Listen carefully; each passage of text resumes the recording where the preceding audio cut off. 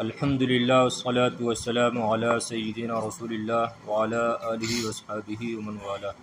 بسم اللہ الرحمن الرحیم۔ والمکسر صیغتہ فی الثلاث کثیرۃ تعرف بالسماع كرجال وافراس وفلوس، وفی غیر الثلاث علی وزن فعال وفعالیل قیاسا کما عرفت فی التصریف۔ اور جمع مکسر اس کے صیغے ثلاثی مجرد میں بہت زیادہ ہیں، پہچانے جائیں گے سماع سے، جیسے رجال، افراس اور فلوس۔ جمع سالم کی بات ہو چکی ہے، مذکر سالم کے بارے میں بتائے اور جمع مؤنث سالم کے بارے میں بتائے۔ اب یہاں سے جمع مکسر کے بارے میں بتا رہے ہیں۔ جمع مکسر کسے کہتے ہیں؟ تعریف تو معلوم ہے آپ کو، کیا تعریف ہے ایک بار بولیں تو؟ جس کے واحد کا وزن سلامت نہ ہو، جس کے واحد کا وزن سلامت نہ ہو، اس کے واحد کے وزن میں تبدیلی کر دی گئی ہو، اس کو جمع مکسر کہتے ہیں۔ اب اس کے ثلاثی مجرد میں کیا صیغے ہیں یا کیا اوزان ہے، یعنی ہم کس وزن پر جمع مکسر لے کر آئیں گے، اس کے بارے میں بتا رہے ہیں۔ تو بعض اسما وہ ہیں جو ثلاثی مجرد ہیں، بعض وہ ہیں جو ثلاثی مجرد کے علاوہ ہیں، مثلا ثلاثی مزید فی، رباعی مجرد، رباعی مزید فی وغیرہ۔ تو رباعی ثلاثی مجرد میں جمع تکسیر کس وزن پر لائیں گے، اور رباعی وغیرہ میں یہ جمع مکسر کس وزن پر لائیں گے، اس کی کیا کیا اوزان ہیں، مختصر انداز میں اس کی تفصیل یہاں سے بیان کر رہے ہیں۔ سمجھ رہے نا؟ ہاں، تو یہ کہہ رہے ہیں جمع مکسر اس کے صیغے یا اس کے اوزان بھی لگا سکتے ہیں یہاں پر، اس کے اوزان ثلاثی مجرد میں بہت زیادہ ہیں، کثیرۃ بہت زیادہ ہیں۔ اب پہچانے کیسے جائیں گے؟ تعرف بالسماع، جن کو سماع کے ذریعے پہچانا جاتا ہے، یعنی ان کی کوئی تعداد نہیں ہے متعین، سماع سے ان کو پہچانا جاتا ہے۔ جیسے کہ مثال کے طور پہ یہاں پہ بتا رہے ہیں رجال افراس، تو رجال یہ کس کی جمع ہے؟ رجل کی جمع۔ اسی طرح فرسن کی جمع افراس اور فلسن کی جمع فلوس، ٹھیک ہے؟ تو ہم نے کیسے پہچانا کہ رجل کی جمع رجال آتی ہے؟ کیونکہ عرب سے ایسے ہی سنا گیا ہے۔ فرس کی جمع افراس آتی ہے کیونکہ عرب سے ایسا ہی سنا گیا ہے۔ فلسن کی جمع فلوس آتی ہے کیونکہ عرب سے ایسے ہی سنا گیا ہے۔ تو ثلاثی مجرد میں جمع مکسر کے صیغے بہت زیادہ ہیں جن کو سماع سے پہچانا جائے گا، جیسے رجال، افراس، فلوس۔ وفی غیر الثلاثی، اور ثلاثی کے علاوہ میں، یعنی ثلاثی مجرد کے علاوہ رباعی مجرد، رباعی مزید فی اور ثلاثی مزید فی وغیرہ میں علی وزن فعالل و فعالیل قیاسی، اور ثلاثی مجرد کے علاوہ میں جمع مکسر کے اوزان یہ فعالل اور فعالیل کے وزن پر آتے ہیں، قیاسن یعنی قیاسی، یعنی اس کا قاعدے کے مطابق۔ قیاسن کا مطلب کیا ہے؟ قاعدے کے مطابق۔ تو اور ثلاثی مجرد کے علاوہ میں جمع تکسیر فعالل اور فعالیل کے وزن پر قیاسی ہے۔ ترجمہ سمجھ رہے نا؟ اور جمع یہ ثلاثی مجرد کے علاوہ میں جمع تکسیر فعالل و فعالیل کے وزن پر قیاسی ہے۔ جیسے درہم ہے، درہم یہ کیا ہے؟ رباعی ہے کہ ثلاثی ہے؟ درہم رباعی ہے نا، دال را حامیم درہم، تو اب اس کی جمع کیا آئے گی؟ فعالیل کے وزن پر آئے گی، دراہم، دراہم۔ اسی طریقے سے دینار، یہ بھی کیا ہے؟ دینار، یہ رباعی مزید فی ہے، دینار، تو اس کی جمع کیا آئے گی اب؟ دنانیر، دنانیر، صحیح ہے؟ تو وہی کہا ہے کہ ثلاثی مجرد کے علاوہ میں جمع تکسیر فعالل و فعالیل کے وزن پر قیاسی ہے، کما عرفت فی التصریف، جیسے کہ آپ علم صرف میں جان چکے ہیں، پہچان چکے ہیں۔ پہچانا کہ نہیں؟ ثلاثی مجرد کے علاوہ کیا کیا اوزان ہے جمع تکسیر کے آپ نے علم صرف میں پڑھے؟ اس سے یہ بھی معلوم ہوا، یعنی ان کے اس جملے سے کما عرفت فی التصریف، اس سے یہ بات معلوم ہوتی ہے کہ علم صرف علم نحو سے پہلے ہے۔ علم نحو سے پہلے کیا ہے؟ علم صرف۔ اور پہلے کے علماء ایسا ہی کرتے تھے، بچوں کو پہلے علم صرف پڑھاتے، اس کے بعد علم نحو پڑھاتے تھے، کیونکہ علم نحو کے کچھ مسائل موقوف ہیں علم صرف پر۔ جب تک آپ ان کو نہیں پڑھیں گے آپ کو علم نحو نہیں آ سکتا، آپ مہارت حاصل نہیں کر سکتے، صحیح ہے نا؟ تو یہ دیکھیں کیا کہیں، ماضی کے صیغہ استعمال کیا، جیسے کہ آپ نے پہچان لیا علم صرف میں، یہ نہیں کہہ رہے کہ جیسے آپ پہچانو گے، تو اس سے کیا معلوم ہو رہا ہے کہ علم صرف علم نحو پر مقدم ہے۔ اور آج کل ہمارے الٹا ہو رہا ہے، نحو میں آگے بڑھ جاتے ہیں، صرف میں پیچھے رہتے ہیں، عام طور پہ ایسے ہی ہوتا ہے نا۔ چلیے بہرحال، اور ثلاثی مجرد کے علاوہ میں جمع تکسیر فاعل و فاعلیل کے وزن پر قیاسی ہے، جیسے کہ آپ علم تصریف علم صرف میں پہچان چکے ہیں۔ ثم الجمع ایضاً علی قسمین، جمع قلت، اور نیچے والی سطر میں آ رہا ہے جمع کثرت۔ پھر جمع افراد کے اعتبار سے دو قسموں پر ہے، جمع قلت اور جمع کثرت۔ جمع قلت کسے کہتے ہیں؟ جو 10 یا 10 سے کم پر بولی جائے، اور جمع کثرت جو 10 یا 10 سے زائد پر بولی جائے، اس کو جمع کثرت کہتے ہیں۔ اور جمع قلت کے اوزان کیا ہیں؟ جمع قلت کے 6 اوزان ہیں، جمع قلت کے 6 اوزان ہیں، دیکھیے کتاب پر۔ پھر جمع بھی دو قسموں پر ہے، جمع قلت، ایک جمع قلت ہے، وَهُوَ مَا يُطْلَقُ عَلَى الْعَشْرَةِ فَمَا دُونَهَا۔ جمع قلت وہ ہے جس کا اطلاق کیا جائے 10 یا 10 سے کم پر۔ سیدھا سادہ ترجمہ کیا لگائیں گے؟ جمع قلت وہ ہے جو 10 یا 10 سے کم پر بولی جائے، صحیح ہے، جو 10 یا 10 سے کم پر بولی جائے، اور اس کے اوزان افعل، افعال، افعلۃ و فعلۃ، و جمع صحیح، اور صحیح کی دو جمع بدون اللام کا زیدون و مسلمات، جیسے زیدون و مسلمات۔ تو جمع قلت کے 6 اوزان ہیں۔ پہلا وزن کیا ہے؟ افعل، جیسے افلسن، فلسن کی جمع۔ اسی طرح افعال، جیسے افراسن، فرسن کی جمع۔ اسی طرح افعلۃ، جیسے امثلۃ، ارغفۃ، رغیف کی جمع، مثال کی جمع امثلۃ۔ اسی طرح فعلۃ، جیسے غلم، غلام کی جمع غلمۃ۔ تو اگر کہیں آ جائے جاءنی غلمۃ، جاءنی غلمۃ، کہ میرے پاس غلام آئے، تو آپ کیا ترجمہ کرو گے؟ کتنے غلام آئے؟ تعداد بتائیں گے تو بہت زیادہ آئے، ایسے کہیں گے؟ کیسے ترجمہ کریں گے؟ کہ میرے پاس، ایک تو یہ کہ میرے پاس غلام آئے، یا پھر اگر تعداد متعین کرنا چاہیں گے تو آپ کہیں گے کہ میرے پاس 10 سے کم غلام آئے، 10 یا اس سے کم غلام آئے۔ ایسے نہیں کر سکتے میرے پاس بہت سارے غلام آئے، صحیح نا؟ کیونکہ غلمۃ کیا ہے؟ جمع قلت ہے، جمع قلت، سمجھ رہے ہو؟ اسی طرح اکتب امثلۃ، کہ تم مثالیں لکھو، تو اب کتنی مثالیں لکھو گے؟ 10 یا 10 سے کم، کیونکہ امثلۃ یہ جمع قلت ہے۔ اگر آ جائے امثال، امثال لکھو، تو ابھی افعال کے وزن پر جمع کثرت ہو جائے گا، اب اس کی کوئی تعداد نہیں ہے۔ بات سمجھ رہے ہیں نا؟ دیکھیے، اچھا، تو 4 وزن یہ ہو گئے، افعل، افعال، اور افعلۃ اور فعلۃ، 4 یہ ہو گئے، اور 2 جمع صحیح کے وزن، کون سے؟ بغیر الف و لام کے، یعنی کہہ لو 5واں ہے مفعیل، مسلمون، مفعلون، 5واں کیا؟ مفعلون، اور 6واں مفعلات، جیسے مسلمات۔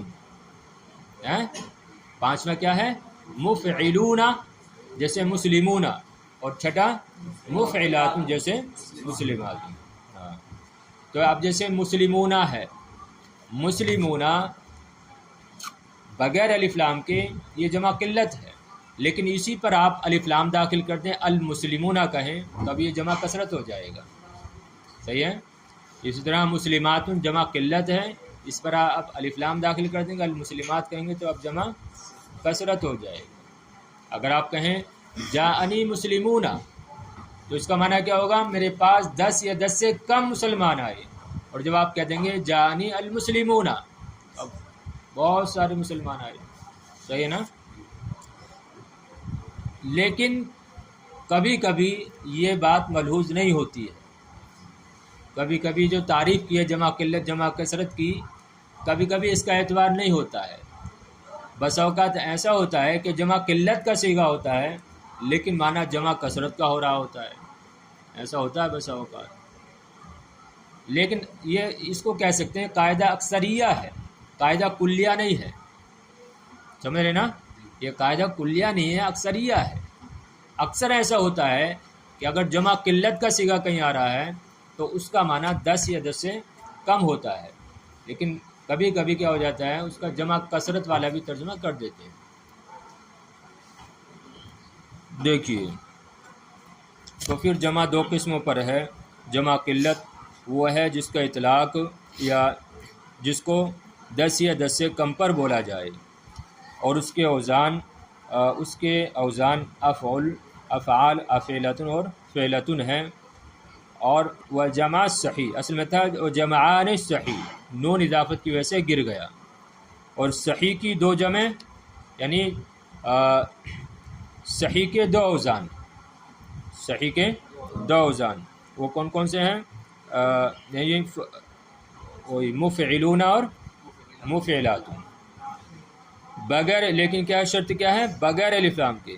وہ جمع صحیح اور صحیح کی دو جمع بغیر الف لام کے جیسے زیدون اور مسلمات یا مسلمون اور مسلمات. و جمع کثرت وہوا ما یطلق علی ما فوق العشرۃ، اور جمع کثرت وہ ہے جو 10 سے زیادہ پر بولی جائے. جمع کثرت وہ ہے جو 10 سے زیادہ پر بولی جائے. وَأَبْنِيَتُهُ مَا عَدَا هَذِهِ الْأَبْنِيَةِ، اور جمع کثرت کے اوزان ان اوزان کے علاوہ ہیں. ان اوزان کے علاوہ یہ جو جمع قلت کے اوزان ہیں وہ سارے کے سارے جمع کثرت کے اوزان ہیں. صحیح ہے نا. تو پہچاننے کا طریقہ اب یہی ہے کہ جمع قلت ہے کہ جمع کثرت آپ کیسے پہچانیں گے؟ آپ جمع قلت کے اوزان یاد رکھیں. کوئی جمع آ رہی ہے تو آپ اس کے اوپر لے کر آئیں کہ اس پر فٹ ہو رہی کہ نہیں ہو رہی ہے. اگر فٹ ہو رہی ہے تو جمع قلت ہے، ورنہ تو جمع کثرت ہے. صحیح ہے نا. اب جیسے رجل کی جمع کیا ہے؟ رجال ہے. رجال ہے. اب آپ نے دیکھا کہ جمع قلت کے 6 اوزان ہیں، کیا ان میں سے کسی وزن پر ہے یہ؟ تو ہم نے دیکھا رجال نہ یہ افعول کے وزن پر ہے، نہ ہی افعال کے وزن پر ہے، اور نہ ہی افعلتن کے وزن پر ہے، نہ ہی فعلتن کے وزن پر ہے. تو کیا ہوگا بھی یہ جمع کثرت ہوگی. صحیح ہے نا. اور جمع کثرت وہ ہے جس کو 10 سے زیادہ پر بولا جائے اور اس کے اوزان ان اوزان کے علاوہ ہیں. فصل المصدر اسم يدل على الحدث فقط ويشتق منه الافعال كالضرب والنصر. مثلا خاتمے کی 6ٹھی فصل مصدر کے بیان میں ہے. مصدر کسے کہتے ہیں؟ تعریف کر رہے ہیں. مصدر ایسا اسم ہے جو دلالت کرتا ہے صرف حدث پر. مصدر ہاں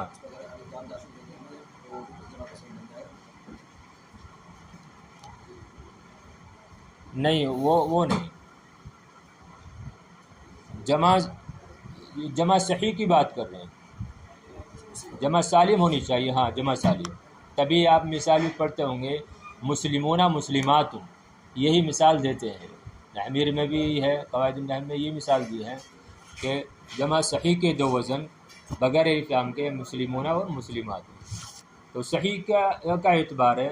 اب امثلۃ سے آپ الامثلہ کر دیں تو جمع کثرت ہو جائے گی نا، وہ جمع مکسر ہو جائے گی نا، مکسر ہو جائے گی، حالانکہ اعتبار کس کا ہے؟ جمع سالم کا۔ ارے مثال ہے نا، مثال واحد ہے، اور اس کی جمع امثلہ آپ لے کر آ رہے ہیں تو مکسر ہو گئی نا، اس کا وزن ٹوٹ گیا، واحد کو سلامت کہاں رہا، تو اس کا اعتبار نہیں ہے۔ تو میں نے وہی بتایا مفعلون اور مفعلات، اس کو یاد رکھیں آپ، مفعلون اور مفعلات۔ مصدر ایسا اسم ہے جو دلالت کرے صرف حدث پر، یہ ترجمہ بھی کر سکتے ہیں اور مضارع کا ترجمہ بھی کر سکتے ہیں۔ مصدر ایسا اسم ہے جو دلالت کرتا ہے صرف حدث پر، حدث پر یعنی ہونے پر، حدث کہتے ہیں ہونا، ہونا۔ وَيُشْتَقُّ مِنْهُ الْأَفْعَالُ، اور اس سے افعال مشتق ہوتے ہیں، جیسے الضرب والنصر۔ تو دیکھو الضرب کیا ہے اور النصر کیا ہے، یہ مصدر ہے اور اس سے افعال نکلتے ہیں۔ مصدر سے جو ہے ماضی بنتا ہے، اسی طرح ماضی سے پھر کیا بنتا ہے، مضارع بنتا ہے، اس کے بعد اس میں فاعل اسم مفعول بنتے ہیں، اسی طرح امر بنتا ہے اور صیغے بنتے ہیں۔ تو مصدر یہ اصل ہے، اسی سے دوسرے افعال اخذ ہوتے ہیں اور نکلتے ہیں۔ تو مصدر ایسا اسم ہے جو صرف حدث پر دلالت کرے اور اس سے افعال مشتق ہوں، جیسے الضرب والنصر مثلا۔ وَأَبْنِيَتُهُ مِنَ الثُّلَاثِ الْمُجَرَّدِ غَيْرُ مَضْبُوطَةٍ۔ اب مصدر کے اوزان کی بات کر رہے ہیں، اور مصدر کے اوزان ثلاثی مجرد سے غیر مضبوطۃ، غیر مضبوط ہیں یعنی غیر محفوظ ہیں، ان کی کوئی تعداد نہیں ہے، ان کی کوئی تعداد نہیں ہے۔ تو رفع بالسما، ان کو سما سے پہچانا جائے گا۔ ومن غیرہ قیاسیۃ، اور ثلاثی مجرد کے علاوہ سے مصدر کے اوزان کیا ہیں، قیاسی ہیں، قاعدے کے مطابق ہیں، سمجھ رہے نا۔ تو وَأَبْنِيَتُهُ، یہ مصدر کے اوزان ثلاثی مجرد سے غیر مضبوط ہیں یعنی محفوظ نہیں ہیں، ان کو پہچانا جائے گا سما سے، اور ثلاثی مجرد کے علاوہ سے قیاسی ہیں۔ ثلاثی مجرد کے علاوہ سے یعنی رباعی اور رباعی مجرد، مزید فی وغیرہ، جیسے مثال دے رہے ہیں کالافعال والانفعال والاستفعال والفعاللة والتفاعل مثلا، جیسے افعال، انفعال، استفعال اور فعللہ اور تفاعل مثلا، صحیح ہے۔ تو یعنی ثلاثی مجرد کے علاوہ سے مصدر کے اوزان جو ہیں وہ قیاس کے مطابق ہیں، قاعدے کے مطابق ہیں۔ اب جیسے اکرامہ ہے، آپ اس کا مصدر لے کر آئیں گے تو کیا لے کر آئیں گے، اکرام لے کر آئیں گے۔ اسی طرح استنصرا ہے، اس سے کیا مصدر آئے گا، استنصار۔ اسی طریقے سے انحرافہ ہے، انحرافہ، اس سے کیا مصدر آئے گا، انحراف۔ تو رباعی ثلاثی مزید فی، اسی طرح رباعی مزید فی، ان سے جو مصدر آئیں گے وہ قاعدے کے مطابق آئیں گے اور ان کو پہچاننا بھی آسان ہے، کوئی وہ مشکل کام نہیں ہے۔ فالمصدر ان لم يكن مفعولا مطلقا يعمل عمل فعله آنی يرفع الفاعل ان كان لازما نحو اعجبني قيام زيد، وينصب مفعولا ايضا ان كان متعديا نحو اعجبني ضرب زيد امرا۔ اب عمل کی بات کر رہے ہیں، مصدر کیا عمل کرتا ہے، توجہ ہے نا، ہاں یہ پوری فصل کرنی ہے، آسان بات ہے، کوئی مشکل نہیں ہے۔ مصدر کا عمل کیا ہے، دیکھیے مصدر اپنے فعل کا عمل کرتا ہے، توجہ ہے نا، مصدر اپنے فعل کا عمل کرتا ہے، یعنی جس طریقے سے فعل لازم فاعل کو رفع دیتا ہے، ویسے ہی اگر مصدر لازم ہے تو وہ بھی فاعل کو رفع کرتا ہے۔ اسی طرح اگر مصدر متعدی کا مصدر ہے تو اب جو ہے وہ فاعل کو رفع کرے گا اور مفعول کو نصب کرے گا، ٹھیک ہے، یعنی مصدر اپنے فعل کا عمل کرتا ہے، کہ جس طریقے سے فعل فاعل کو رفع دیتا ہے اور اگر متعدی ہوتا ہے تو فاعل کو رفع و مفعول کو نصب کرتا ہے، ویسے ہی مصدر بھی کرے گا، مصدر کا بھی وہی عمل ہے۔ سمجھ رہے ہیں نا بات؟ دیکھیے خود بتا رہے ہیں، پس مصدر ان لم یکن مفعولا مطلق، ہاں ایک شرط ہے لیکن، جب کہ وہ مفعول مطلق نہ ہو، مصدر مفعول مطلق نہ ہو، تو پس مصدر اگر وہ مفعول مطلق نہ ہو یا عملو عملہ فعل ہی، تو اپنے فعل کا عمل کرے گا، آنی یرفع الفاعل یعنی فاعل کو رفع کرے گا، ان کان لازمن اگر وہ مصدر کیا ہو، لازم ہو، جیسے اعجبنی قیام زید، اعجبنی قیام زید، تب دیکھیں قیام کیا ہے، یہ مصدر ہے، اس نے کیا کیا، اپنے فاعل کو رفع دیا، اعجبنی قیام زید، کہ مجھے زید کے کھڑے ہونے نے حیرت میں ڈال دیا، مجھے زید کے کھڑے ہونے نے حیرت میں ڈال دیا۔ تو دیکھو فاعل کون بننا ہے یہاں پر، زید، ٹھیک ہے، تو قیام نے زید کو کیا دیا، رفع دیا، یعنی فاعل کو رفع کرے گا اگر لازم ہو، جیسے اعجبنی قیام زید، وینصب مفعولا ایضا ان کان متعدیا، اور مصدر مفعول کو نصب بھی کرے گا اگر وہ مصدر کیا ہو، متعدی ہو، جیسے اعجبنی ضرب زید عمرا، اعجبنی ضرب زید عمرا، تو اب دیکھیے مجھے زید کے عمرو کو مارنے نے تعجب میں ڈال دیا، حیرت میں ڈال دیا، تو اب دیکھو یہاں پر ضرب کیا ہے، مصدر ہے، ضرب کیا ہے، مصدر ہے، سمجھ رہے عمار؟ ہاں تھوڑا سا فرق ہے، ضربہ کہیں گے تو فعل ہو جائے گا، اور ضربن کہیں گے تو وہ مصدر، کبھی آپ فرق نہ سمجھ رہے ہوں، ضربن مصدر ہے اور ضربہ، ہاں تو یہاں پر ابھی کیا ہے، ضربہ نہیں ہے، یہ ضربن، تو اعجبنی ضرب زید عمرا، تو اب یہاں پر دیکھیے ضربن مصدر ہے، اس نے فاعل کو رفع دیا اور عمرن کو نصب دیا، مفعول کو نصب دیا ہے، صحیح ہے۔ ولا يجوز تقدیم معمول المصدر علیہ فلا یقال اعجبنی زید ضرب عمرا ولا عمرا وضرب زید۔ اب یہاں پر ایک اور بات بتا رہے ہیں کہ ولا يجوز تقدیم معمول المصدر علیہ، یعنی معمول مصدر کو مصدر پر مقدم کرنا جائز نہیں ہے، معمول مصدر کو مصدر پر مقدم کرنا جائز نہیں ہے یا نہیں ہوتا ہے، جائز نہیں ہوتا ہے،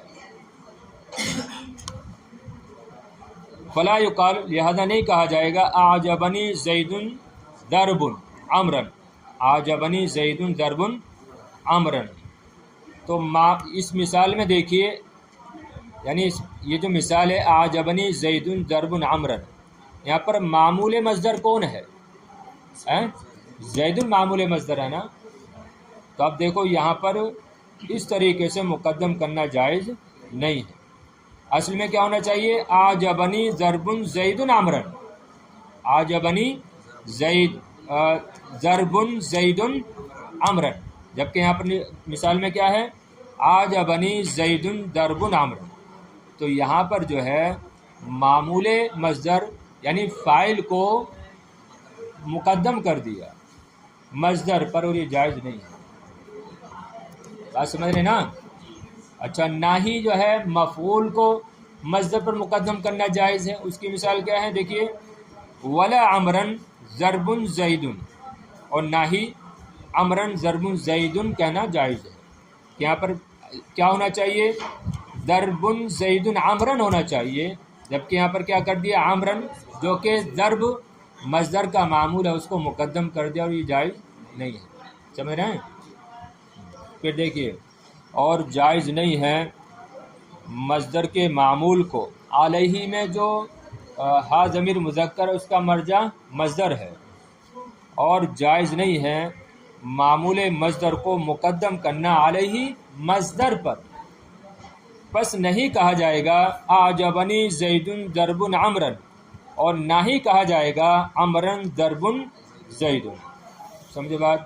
ويجوز اضافته الى الفاعل نحو کریہت ضرب زید عمرا. اب یہاں پر ایک اور بات بتا رہے ہیں کہ کیا مصدر کی اضافت کی جا سکتی ہے.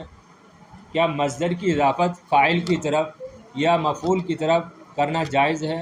تو کہہ رہے ہیں ہاں، مصدر کی اضافت فاعل و مفعول کی طرف کرنا جائز ہے.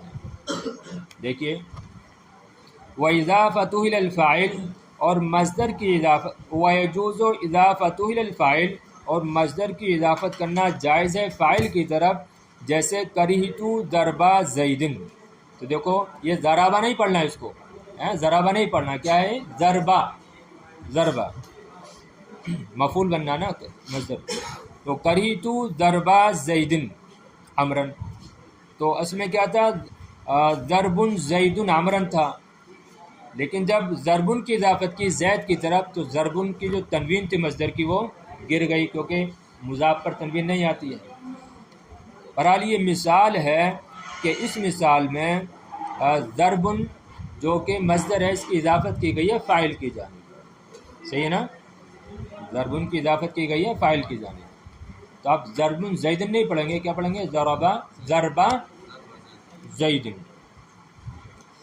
اور جائز ہے اس کی اضافت کرنا فاعل کی طرف، جیسے کریہت ضرب زید عمرا.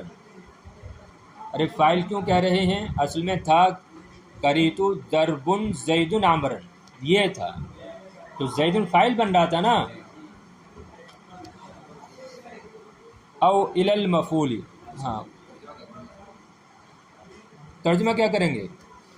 مجھے زید کے امر کو مارنے نے، یا مجھے زید کے امر کو مارنا ناگوار گزرا، پسند نہیں، یا میں نے ناپسند کیا. زید کے امر کو مارنے کو میں نے ناپسند کیا. ٹھیک ہے، زید کے امر کو مارنے کو میں نے ناپسند کیا. وَإِلَى الْمَفْعُولِ بِهِ اور مفعول بِهِ کی طرف بھی نسبت کرنا کیا ہے؟ اضافت کرنا جائز ہے. جیسے کریہت ضرب عمر زید، تو دیکھو امر کیا تھا؟ امر کیا ہے؟ یہ مفعول ہے، تو اب اس کی اضافت کر دی گئی، اس کی طرف اضافت کی مصدر کی، تو کیا ہوا ضرب عمر. تو جیسے کریہت ضرب عمر زید، میں نے زید کو یا میں نے زید کو امر کے مارنے کو ناپسند کیا. میں نے زید کے امر کے مارنے کو ناپسند کیا، یعنی زید نے امر کو جو مارا ہے میں نے اس بات کو ناپسند کیا ہے. تو اس مثال میں دیکھو ضرب جو کہ مصدر ہے اس کی اضافت کی گئی ہے مفعول بہ کی طرف. آخری بات، وَإِمَّا إِنْ كَانَ مَفْعُولًا مُطْلَقًا، اوپر کیا کہا تھا؟ فَالْمَصْدَرُ إِن لَّمْ يَكُنْ مَفْعُولًا مُطْلَقًا، پس مصدر اگر مفعول مطلق نہ ہو یعمل عمل فعلی، تو اپنے فعل کا عمل کرے گا. کب؟ جب مفعول مطلق نہ ہو. لیکن اگر مفعول مطلق ہو تو اب کیا ہوگا؟ سمجھ رہے نا؟ اگر مصدر مفعول مطلق ہو تو پھر کیا عمل کرے، اس کے بارے میں بتا رہے ہیں. وَإِمَّا إِنْ كَانَ مَفْعُولًا مُطْلَقًا، اور اگر مصدر مفعول مطلق ہو فَالْعَمَلُ لِلْفِعْلِ الَّذِي قَبْلَهُ، تو پھر اب وہ اس فعل کا عمل کرے گا جو اس سے پہلے ہوتا ہے. تب وہ فعل عمل کرے گا جو اس سے پہلے ہوتا ہے. جیسے ضربت ضربا عمرا، ضربت ضربا عمرا. پس اگر مصدر مفعول مطلق ہو فالعمل للفعل الذي قبله، تو عمل اس فعل کا ہوگا جو اس سے پہلے ہوگا، جو مصدر سے پہلے ہوگا. جیسے ضربت ضربا عمرا. تب آپ دیکھیے عمرن جو کہ منصوب ہے، اس میں کیا ضربن نے عمل کیا ہے جو کہ مفعول مطلق ہے، یا ضربت نے عمل کیا ہے؟ ہاں، ضربت نے یہاں پر عمل کیا. اب جو ہے ضربن عمل نہیں کر رہا ہے. کیوں؟ اس لیے کہ ضربن یہ مفعول مطلق ہے، مصدر نہیں ہے. سمجھ رہے نا؟ ضربن یہ مفعول مطلق ہے، مصدر نہیں ہے. جیسے ضربت ضربا عمرا، فعمر منصوب بضربت، پس عمر یہ منصوب ہے ضربتو کی وجہ سے، سمجھ رہے نا، امرن یہ منصوب ہے ضربتو کی وجہ سے۔ چلو ترجمہ دیکھ لیں ایک بار اور۔ فصل، مصدر ایسا اسم ہے جو حدث پر دلالت کرے صرف اور اس سے فعل مشتق ہو، اور مضارع کا ترجمہ بھی کر سکتے ہیں مصدر ایسا اسم ہے جو صرف حدث پر دلالت کرتا ہے اور اس سے افعال مشتق ہوتے ہیں، جیسے الضرب و النصر مثلا، اور اس کے اوزان ثلاثی مجرد سے غیر محفوظ ہیں، وہ پہچانے جائیں گے سما کے ذریعے، اور ثلاثی مجرد کے علاوہ سے مصدر کے اوزان قیاسی ہیں، جیسے افعال، انفعال، استفعال اور فعالۃ و تفعال مثلا۔ پس مصدر اگر مفعول مطلق نہ ہو تو اپنے فعل کا عمل کرے گا، یعنی میری مراد فاعل کو رفع دے گا اگر لازم ہو، جیسے اعجبنی قیام زید، اور مفعول کو نصب بھی دے گا اگر وہ مصدر کیا ہو، متعدی ہو، جیسے اعجبنی ضرب زید عمرا، اور جائز نہیں ہے مصدر کے معمول کو مقدم کرنا مصدر پر، پس نہیں کہا جائے گا اعجبنی زید ضرب عمرا، اور نہ ہی کہا جائے گا عمرا ضرب زید، اور جائز ہے مصدر کی اضافت فاعل کی طرف، جیسے کریت ضرب زید عمرا، اور مفعول بہ کی طرف، جیسے کریت ضرب عمرو زید۔ لیکن اگر مصدر کیا ہو، مفعول مطلق ہو، تو عمل اس فعل کا ہوگا جو اس سے پہلے ہوگا، جیسے ضربت ضربن عمرا، پس عمرن یہ ضربن کی وجہ سے منصوب نہیں ہے بلکہ ضربتو کی وجہ سے منصوب ہے۔ چلیے